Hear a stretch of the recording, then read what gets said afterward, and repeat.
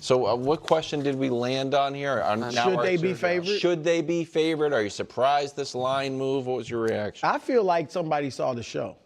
When I said, look, they should be favored. Thank you, bro. It's an insult to them. Now, I think they're going to lose, but I'm just saying. That's what I they said. should be favored. What are you talking about? Bro, I tried to talk you off this take on the call. About? They should be favored, but you think they're going to lose? I think they're going to lose, so but that doesn't mean what Joe Public thinks. You're at home. You've been the better team all year. Yes. You have the better team on paper, offensively and defensively, as far as balance. Your quarterback has outplayed their quarterback. So why? You beat them in their building. I know all this. Division game is different. Yeah, division games are different. Okay. It's tough to sweep somebody, especially the guy that's been the king of the mountain. Hold on. Can we stop saying the Patriots have better offense than the Bills? Balance-wise, he said he put. But it's not. Well, I was saying offense and defensive balance. Okay, well, yeah, I mean, like both are in the top 10. Yes, they have a better defense than the Bills, and the Bills have a better statistical. And to me, they've scored more points. The Bills have. They're also the better running team, right? They have to be. Best run team. Yeah, Bills are the best run team. Right. They're the best run team, and they have the reigning MVP as their quarterback.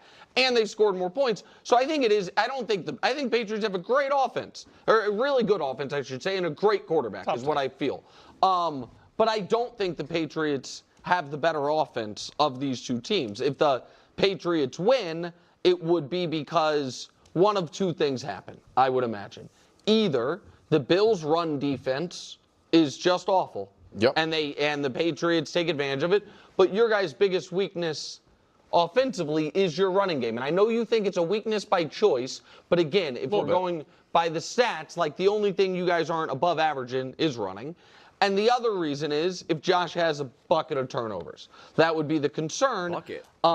You seem like you're with me that the Bills are going to win. I'm definitely with you. Are you still playing the fence? I've never played. No, well, I haven't played the fence. I think that the Patriots. Just admitted you I was trying to think. Yeah. I think the Patriots are going to win. And at the same time, you can call me a coward, you can call me all sorts of names. It's not the worst case scenario if we lose. But I'm not going to come in here devastated. I would like a blowout loss. Now, I'm not saying I don't think it's going to be a blowout. I honestly, outside of injury, I don't know anything that would dampen my spirit. Hold on, can I say something to you? Because this is. But I do think we're going to win. I'm not sure. Did I interrupt you? I've got all sorts of statistics, but I'm willing to field your question. If you truly believe, and I know you do, that this team has a chance this year to make a Super Bowl. Yes. Then every loss, any loss before you secure the 1 seed should feel devastating. That's the part of this that I really reject on its face to you on your we want to be tested, we could take a loss. The difference in the chances of a team making the Super Bowl, if they are guaranteed to have home playoff games and they skip round 1 versus playing a really hard round 1 game against whoever is the 7 seed. So you should watch all of these games with a white knuckle intensity of until you get the 1 seed and the fact that if you finish with be miserable. No, we won 10 in a row. It can't be oh my gosh, we need to win 14 in a row. You're right. You can't feel that way unless you feel like this team can win a Super Bowl, and you feel like they can. The conclusion of that segment is genuinely fascinating, and it illuminates a core tension in sports fandom. I can fully appreciate both perspectives in the debate. On one hand, you naturally crave a scenario where your team simply dominates the remainder of the schedule. However, the rational mind understands the inherent improbability of an extended, flawless run. Finishing, for instance, on a hypothetical 14-game streak, securing playoff victories, and culminating in a championship. The path is further complicated by contenders like the Denver Broncos. If they were to also win out, they would be vying for the same peak seeding, creating a direct conflict for postseason positioning. The specific win totals become a secondary concern to the primary objective of simply advancing. Now, a direct address to the New England Patriots faithful. It feels like an extended period since we've connected directly, largely due to your team's recent schedule featuring a Thursday night contest followed by a well-timed bye week. That's a significant stretch of downtime. So Patriots fans, how are you holding up? How has this extended break treated you? I haven't had the opportunity to produce a dedicated Patriots analysis in some time. So before we delve in, a sincere request, if you appreciate this content, please consider subscribing and watching this video in its entirety.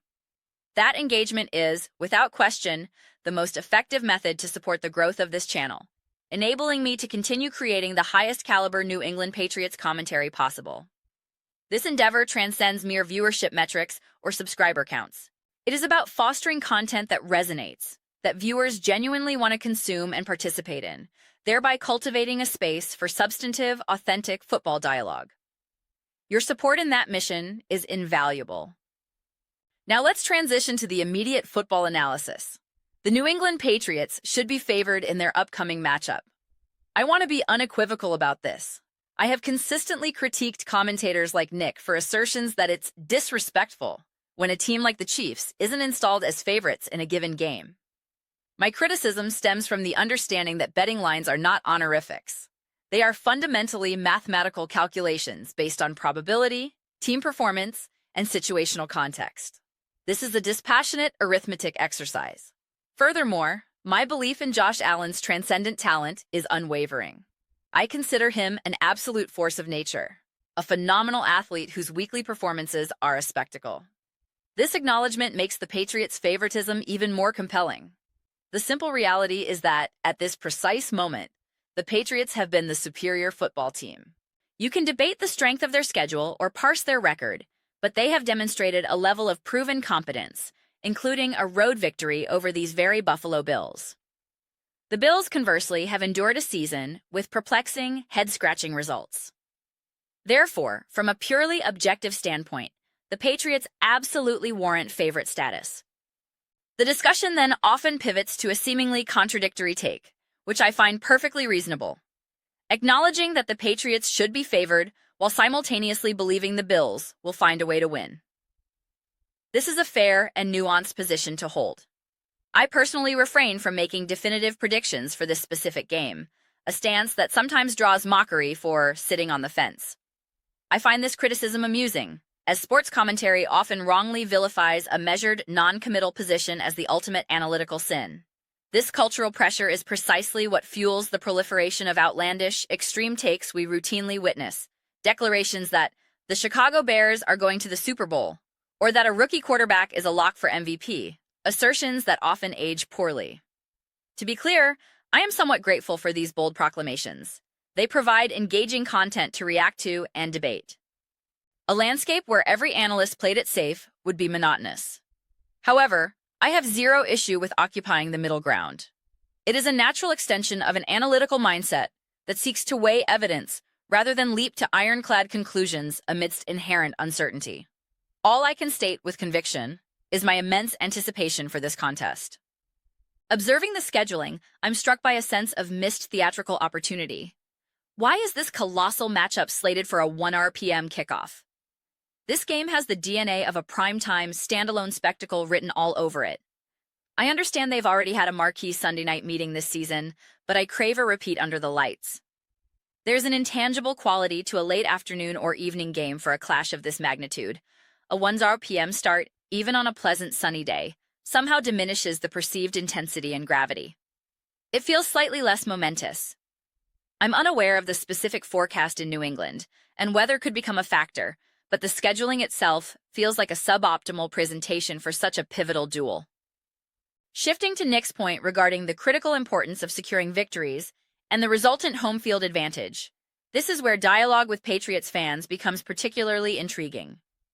You cannot easily lecture or educate this fan base on what a team requires to achieve championship success.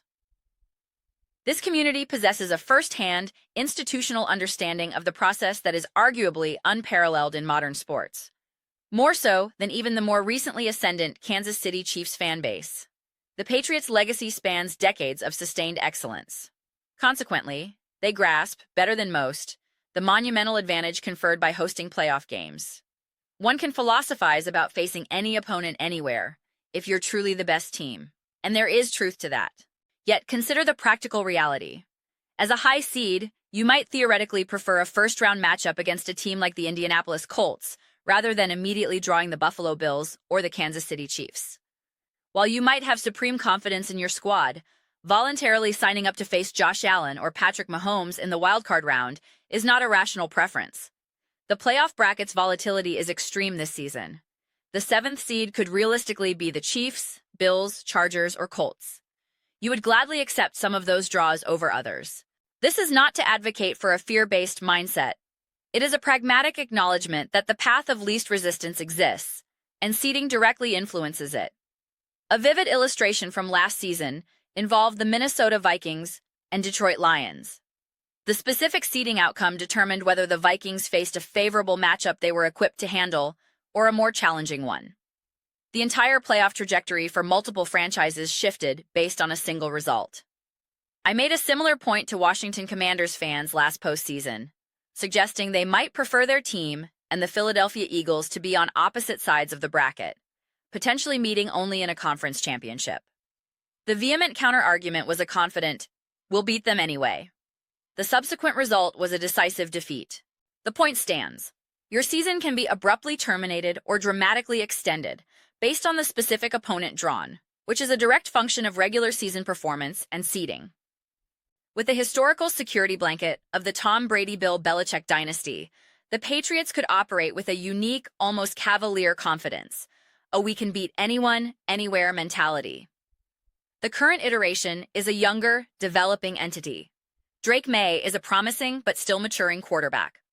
Offensive coordinator Josh McDaniels is simultaneously learning his quarterback's strengths and devising optimal strategies to leverage them. In this formative phase, every advantage matters profoundly. I have no specific concerns about Drake May's ability to perform in a big game environment or on the road. I believe he possesses the requisite temperament. However, it is undeniably nicer and easier to make your postseason debut in the familiar, supportive confines of Gillette Stadium. The benefit of avoiding immediate travel to a hostile environment like Denver's Mile High Stadium is tangible. Currently, the AFC's top 2 seeds appear relatively secure. My earlier calculations suggest the Patriots would need to collapse, while the Bills go on a tear for that hierarchy to be threatened. It seems an unlikely scenario, so I won't dedicate excessive analysis to the possibility of New England falling below the 2 seed. This stability differs from last year's NFC drama, where a single result could plummet a team from the 1st seed to the 5th. The Patriots do not face such a precipitous potential drop, making an individual loss less catastrophic in the standings. However, for a young, ascending team with a new coaching staff and a rookie quarterback in the midst of a special season, any defeat carries a psychological disruptive potential. A loss, particularly one where Drake May has an off day and is outplayed by a peer like Josh Allen, can introduce doubt. It necessitates internal and external conversations. The coaching staff must reinforce the message. This is the NFL. You will have these games.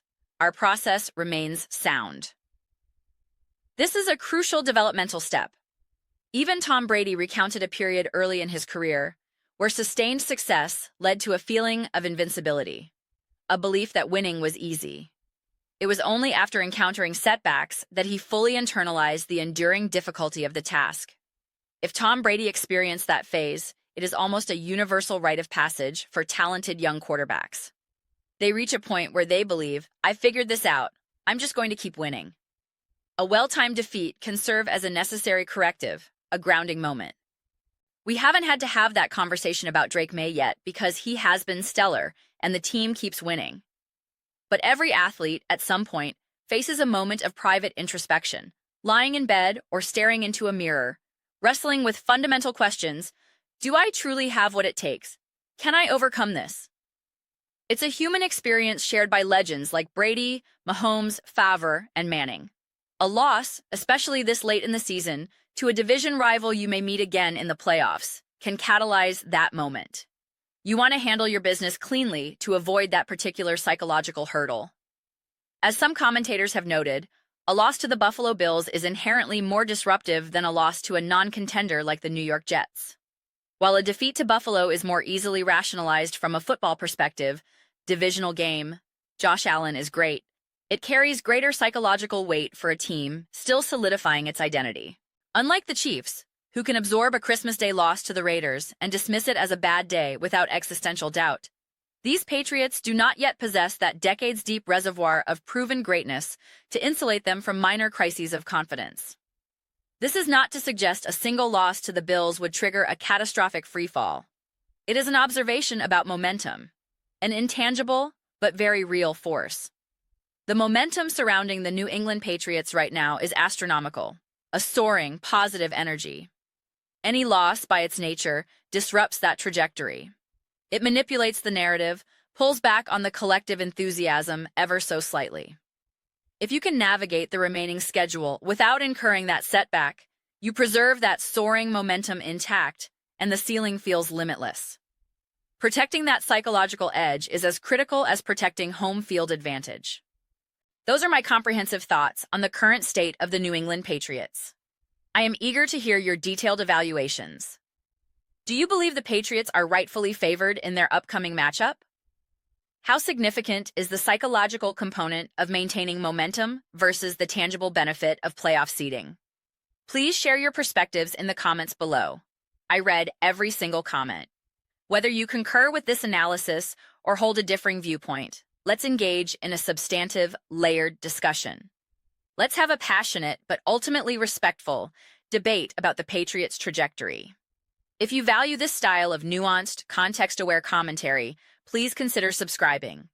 We are building a vibrant community here, dedicated to intelligent football discourse, and I would be thrilled to have you participate. Don't forget to like this video, as it significantly helps with visibility and allows these conversations to reach a broader audience. Thank you for your time and for engaging with this detailed analysis.